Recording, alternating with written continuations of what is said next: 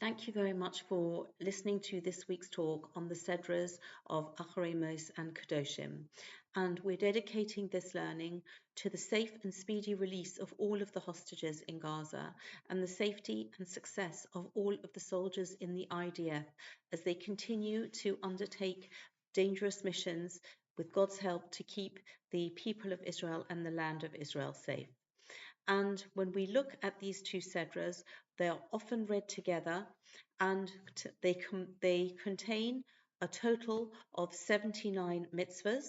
We have 15 mitzvahs saseh, 15 performative mitzvahs requiring us to do an action, and 64 mitzvahs lo saseh, 64 prohibitive mitzvahs, telling us to refrain from doing actions. And we can understand this great imbalance, if you like. The majority that are really lo saseh or prohibitive, following the way of educating ourselves to behave correctly as, first of all, turn away from evil. Don't do what the things that are negative, and then we come naturally to doing what is good. And I think that that is one of the key themes that unite both of these cedras, and that is the placing of safeguards in order to prevent ourselves from coming to sin. As human beings, we have certain drives, certain tendencies, whether general, and in some people they'll be more pronounced than others, but all of us will have these sort of instincts, and it's about how we refine them in the service of Hashem. And this is a theme that runs through both of the Sedras.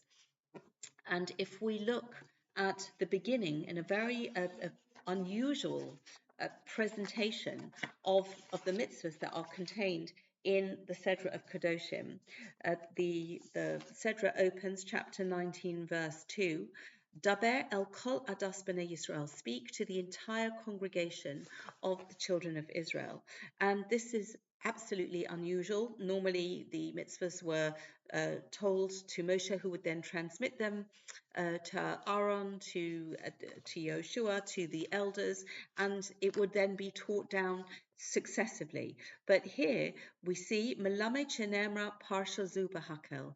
This teaches us that this portion was said at the ceremony of Hakel, Mipnei Sharov Gufei Torah Tluyin Ba, because most of the substance of the Torah is contained within these verses.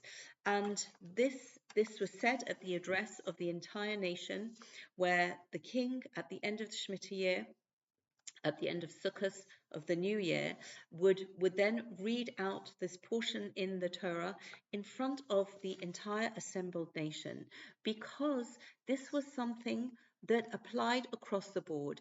This general principle of training ourselves to keep away from sin and building up our moral stamina in this way. Because although this idea of kedusha, which is one of the very difficult, if possible at all, words to translate, is translated as holy or sanctified. This is about reaching the elevated level of enabling us to connect with Hashem as He is. Ki kadosh ani Hashem Elokecha, as the verse says, Kedoshim to you, you shall be holy. Ki kadosh ani Hashem Elokecha, because I am the Lord your God, am holy. And we are, on the one hand, totally unable to comprehend any aspect of the divine, of the infinite. Yet on the other hand, we're told that we need to emulate. And so how do we do that? How do we cross that bridge from the possible, the tangible, into the completely spiritual, the untangible, and the impossible? And so the Torah gives us very specific guidelines exactly how to do this. And whether it's keeping certain relationships sacred, avoiding intimate relationships with certain categories of people, or whether it's in our interpersonal relationships. And the Sedra of Kedoshim has such a vast array of exactly these types of mitzvahs. You should not oppress your fellow by withholding his wages. That's chapter 19, verse 13. A daily hired worker's wage should not be withheld by you overnight until morning. You shall not curse a deaf person. You shall not place a stumbling block in front of someone who is blind.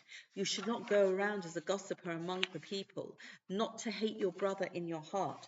So this kind of refinement, we can see it crossing the boundaries between deed and speech and action. We've got examples from all of these categories of very specific ways that we are holy. So, instead of going to some extreme of cloistering ourselves somewhere and cutting ourselves off from all of society, and in that way refraining from gossiping, we are told, no, you need to be in the world. You will be holy by the very fact that you make sure that you pay your hired worker what you owe them before nightfall, so that they should not be deprived of a night's sleep because they're worrying about whether they're going to get paid in the morning or not. And this is an aspect of holiness. This is something that is very specific. And as human beings, this is something that we can relate to, that we can do. And the actions that we do have an impact on our spiritual level. And this is the theme of the Sedra. And we can see, if we look at the position of the Sedras that we read, in terms of they are at approximately the halfway point. They're the 6th and 7th Sedras, Acharei and Kedoshim, in the book of Vayikra. They are also, we're reading them this Shabbos, which is approximately the halfway point in the Omer, in the count that unites the festival of Pesach, of our liberation from Egypt, with the festival of Shavuot, which is the festival of celebrating the receiving of the Torah. And this midway point is the fulcrum. This is an opportunity at the halfway measure to stop and think and look back and see how far we've come, and look forward and see how we still have to progress, what time is available to us, and help us to structure our efforts to work on ourselves in all of these very specific and general ways, to have that closer connection with Hashem, to be worthy of receiving the Torah when we finish the count of the Omer in time 7 weeks after we begin counting. And when we sort of look at life and we see how we can bring this concept of kedusha into the mundane aspects of life, and we see another central value that emerges from these two sedras, is this idea of kedusha sachaim, the sanctity of life. And really, I think it is something that we can, as a people, as we observe the precepts of the Torah, we can appreciate that we are a people who sanctifies life, who appreciates life, who values life. And when we see the contrast between us and our enemies, a death cult, then I think that we can really appreciate how the goodness of the Torah shines through in the way it enjoins us to sanctify life. And this is something that actually takes us back to the beginning of the Sedra of Acharei, which is very poignantly called after the event of the very sudden and tragic deaths of the two sons of Aaron, HaKohen, Nadav and Avihu, that we read about in the Sedra of Shemini. And we see that this sudden loss, this sudden bereavement of Aaron HaKohen in this very shocking way that it happened, this is something that is a huge challenge to overcome, find our footing, to not be overwhelmed by sadness and the grief that comes with the loss of when Aaron HaKohen becomes a bereaved father. And so the Sedra, which is called the title that refers us back because it is meant to be a source of encouragement and inspiration to Aaron HaKohen as he needs to find his feet after, to a degree, his world has been so badly damaged. He needs to climb back on board.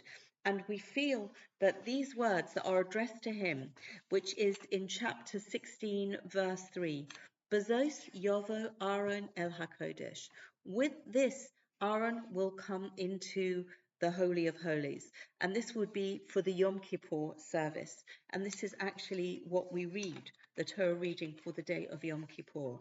And the message to Aaron, which is so poignantly expressed to any, we can talk about bereaved parents of whom there, as we read in the events that are happening today, when unfortunately people are killed as we are continuing this war of self-preservation. And we see how Aaron is told by Moshe, who receives the instruction from Hashem, that with this, Aaron will come back into the holies. With this, Aaron will find message and meaning in his life. With the fact that he will continue his service as the Kohen Gadol for the people, this is going to help him recover from his grief. And this is Hashem's gift to Aaron, and this is going to enable him to find meaning and value in his life after he suffers the tragic loss of two of his sons. And there is the relevance that we find today as people are in the situation where they have to readjust to life after being bereaved of their close relatives. This is something that the Torah speaks to Aaron HaKohen, but the Torah speaks to all of us. This is part of sanctifying life, valuing life, and it is a time of hard challenge, but the Torah is giving us the wherewithal to do that. And looking at the Sedras of Acharei and Kedoshim, again in a very poignant story that I heard from Sivan Rahav Meir, that talked about a young man who his name was Maoz of Fenningstein, and he, Zichrono Livracha, may his memory be for a blessing, and he was sent with his family as shlichim, as emissaries to Montreal for a number of years. And he went to the Hebrew Academy in Montreal. And he then, with his family, returned to Israel. And he was called up to serve in Gaza. And he gave his life in the service of his country in Gaza. And a young woman who was in his class in Montreal, and he remembered him and wanted to organize a group of people who, in honor and in memory of Maoz, wanted to learn the Sefer Mesilat Yesharim, the Path of the Just, by the Ramchal, Rabbi Yisrael, by Moshe Chaim Luzzatto. And she, as a result of this project that she wanted to organize, she came into contact with somebody, another student in the class at the time, when they were sort of in young children in school, and they together were connected through this project that they organized in Maoz's memory. And you don't necessarily need to be a detective to work out how this is going to continue, but they reconnected. The name is Ilana and Benji and Eliana Friedman, and they subsequently got engaged and married. And when we see Acharei and Kedoshim, we can say Acharei and Kedoshim, that the passing of their of their school, their former schoolmate, brought them together as they were organizing this holy project in his memory, and they are married, and they are, please God, making Aliyah and going to live in Israel. And we can see, who would have thought that we would be able to find such connections uh, with the names of the Sedra, with the titles of the Sedras, and this particular story. And I would like to conclude by this concept, by just reading out a paragraph from Rabbi Mordechai Miller in Shabbos Shiurim, when he talks about the idea of working on ourselves, preventing ourselves from sinning, and then in this way achieving the levels of kedusha. And he says as follows: if people will do all in their power to guard themselves against sin, will show in all sincerity their desire for purity, then, Kedoshim Tiyu, they shall be holy. A statement of fact, not an imperative. The inevitable result of their efforts will be the holiness for which they have striven and sacrificed. And please God, we should merit to be able to work on ourselves in this way and achieve the result of Kedoshim Tiyu. And please God, we should merit to see the miracles of the saving of our nation and the safety and return of everybody, and that our tefillahs should be answered. Thank you so much for listening. Wishing everybody Shabbat Shalom.